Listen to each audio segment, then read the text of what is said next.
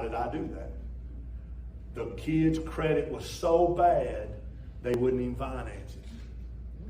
I called the finance company, talked to Chris Aller, said, Chris, I need you to push this deal through. He said, I am not pushing that deal through. I said, well, get off the nail, Chris. No, I didn't say that. I didn't say that to you. I was trying to get a percentage right there, you know. So I told him, I said, Chris, he's going to pay. He's coming to work for me. He said, well, he don't pay for nothing up to now, so I ain't doing it.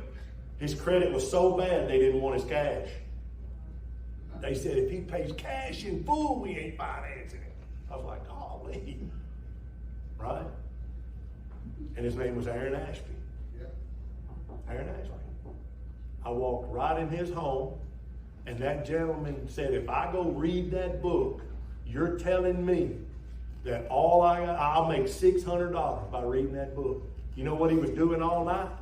He was pulling guts out of chickens on an assembly line for a Tyson's plant. That's what he was doing all night, pulling chicken guts.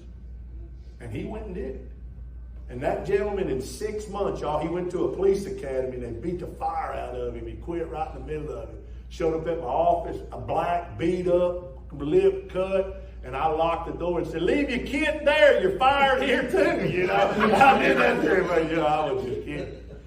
But in 6 months, that kid came back, and with Reggie's, he caught the #1 guy in the world in 6 months and beat him.